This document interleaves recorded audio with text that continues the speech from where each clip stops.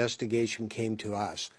And what we found was money laundering, corruption, and elite capture at the highest levels.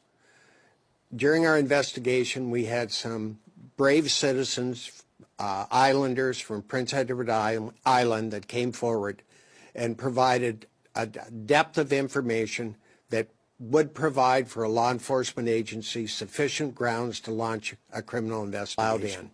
The master Jin Yan, who came into the province, it is our belief from our investigation that he's tied directly back to the PLC, or the Communist Party in China. We were able to establish that the monastery has set up a network of corporations.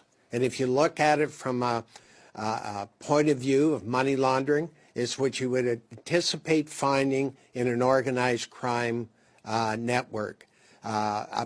This monastery, if you look at it from a Dalai Lama's point of view, you would not anticipate finding corporations, land transfers, land flips, and citizens being paid under the table cash for residences and property. And that is what has happened in Prince Edward Island now for a period of a number of years, ever since the provincial nominee program came into existence and they were allowed in. Again, the investigation, Canada Under Siege, how Prince Edward Island became a forward operating base for the Chinese Communist Party. An investigation that really actually spans 5 years of research and intelligence gathering, and an 18-month to 2-year investigation that involved Gary Clement and Michelle Junokatsuya, the former chief of Asia Pacific. And it has a deep collaboration, including international and Canadian security experts, whistleblowers, eyewitnesses, religious experts, and consultation with multiple governments on multiple testimony on multiple continents. This investigation began with a question: how did Canada's smallest province become a strategic beachhead? Influence and interference and potentially corruption. At first, the story seemed local: immigrant programs, real estate deals, religious organizations. But what we uncovered went far deeper. We followed the money, we followed the networks, and we followed the silence. What we found were clear signs of elite capture, failed oversight, and infiltration of Canadian institutions and political parties at the municipal, provincial, and federal levels by actors aligned with the Chinese Communist Party's United Front Works Department, the Ministry of State Security.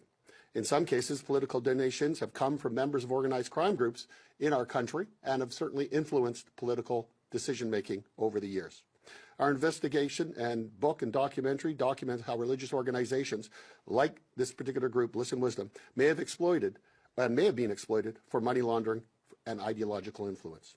How the provincial nominee program enabled rapid immigration pathways, often without sufficient due diligence or follow-up, and how federal investigations and local investigations into irregular cash flows, immigration fraud, and suspicious property deals were quietly shut down without accountability.